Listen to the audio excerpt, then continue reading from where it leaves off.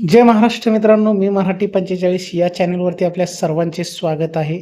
आज विधानसभेत 2026-27 साठी अर्थसंकल्प मांडण्यात आलेला आहे. तर त्या अर्थसंकल्पामध्ये एक महत्त्वपूर्ण घोषणा करण्यात आलेली होती.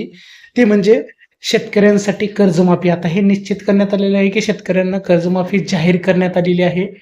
पुण्यश्लोक अहिल्यादेवी होळकर शेतकरी कर्जमाफी योजनेअंतर्गत जे 2 लाखापर्यंत कर्ज घेतलेले शेतकरी आहेत त्यांची कर्जमाफी जाहीर करण्यात आलेली आहे. 30 सप्टेंबर 2025 या तारखेपर्यंत पीक कर्ज थकीत असणाऱ्या पात्र शेतकऱ्यांना 2 लाख रुपयापर्यंतची कर्जमाफी जाहीर करण्यात आलेली आहे.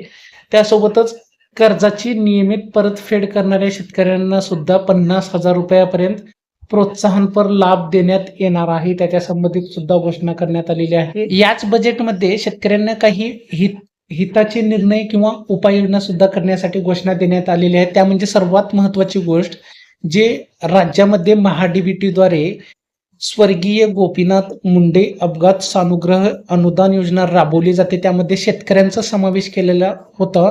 अनुदानास पात्र फक्त शेतकरी होते. त्यामध्ये आता शेतमजुरांचा समावेश सुद्धा करण्यात येणार आहे. म्हणजे या योजनेअंतर्गत बघायला गेलं तर शेतकऱ्यांना नैसर्गिक आपत्तीमुळे अपघात होत असतात. त्यासोबतच वाहन अपघात होतो.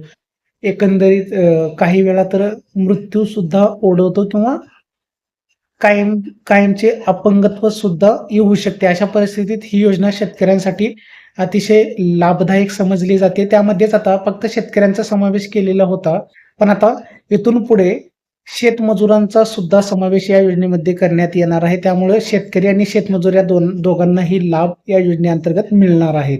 तर अशा प्रकारे शेतकऱ्यांसाठी आणखी एक महत्त्वाचा उपाय किंवा योजना म्हणायला हरकत नाही जे अर्थसंकल्पामध्ये मांडण्यात आलेली आहे. तर अशा प्रकारे एक महत्त्वपूर्ण निर्णय शासनाकडून आजच्या अर्थसंकल्पामध्ये घोषणा करण्यात आलेली आहे. जे सर्वात महत्त्वाचे म्हणजे शेतकऱ्यांना कर्जमाफीचा निर्णय घेण्यात आलेला आहे, जाहीर करण्यात आलेली आहे कर्जमाफी. शेतकऱ्यांना नक्कीच याचा लाभ होणार आहे. धन्यवाद.